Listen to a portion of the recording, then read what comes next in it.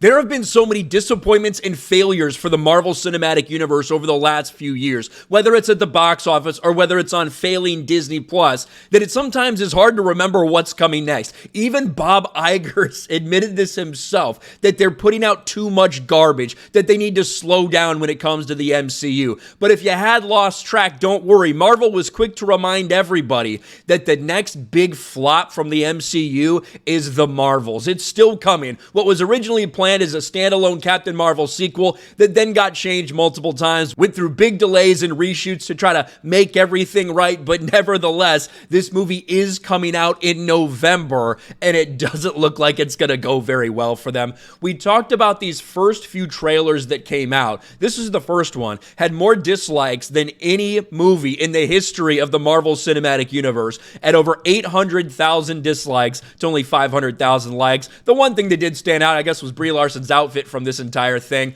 but they recently, just a few days ago, released another trailer, a more in-depth, detailed trailer, and hey, at least this one isn't ratioed yet. Not quite. I'm sure if it goes for a couple more days, in all likelihood, it'll catch up. But between the actors and talking about, oh, surprise, it's just a massive girl power MCU movie, we're also learning a little bit more based on what Kevin Feige is telling us, and how it's going to wrap up all these different storylines.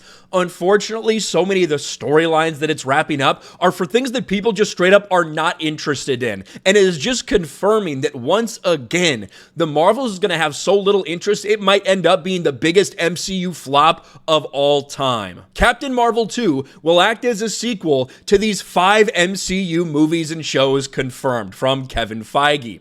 In talking with Entertainment Weekly, Brie Larson revealed that she and Marvel Studios president Kevin Feige felt the Marvel's connection to 5 previous MCU stories was the way this story made sense to go. Quote, "There was something Kevin Feige and I talked about from the beginning, and this was the way the story made sense to go." This is from Brie Larson and Kevin Feige together, I guess, making this decision. Entertainment Weekly's report went to confirm that Captain Marvel 2, also known as The Marvels, will serve as the sequel to these 5 MCU projects. Obviously, Captain Marvel made $1 billion at the box office, being sandwiched in between the 2 biggest MCU movies of all time. Everybody said you had to watch it. Turned out that wasn't the case. A lot of fan pushback to the character and everything that happened in this movie. Avengers Endgame, I guess everything that has come out since then is some sort of sequel to Avengers Endgame in some way, shape, or form. But then we get into the big Disney Plus shows. 3 Disney Plus shows that you gotta watch to understand this movie, and unfortunately,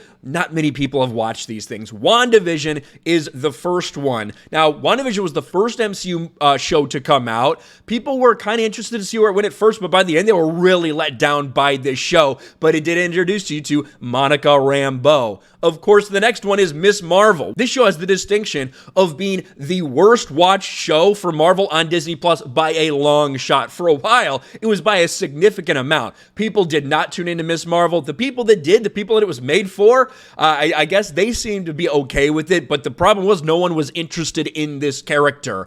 The second lowest rated thing from an audience perspective was Secret Invasion. That's what's airing right now. The thing that is airing right now that no one is paying attention to, that is Secret Invasion. Secret Invasion, premiere viewing figures revealed, and they're some of the MCU's worst.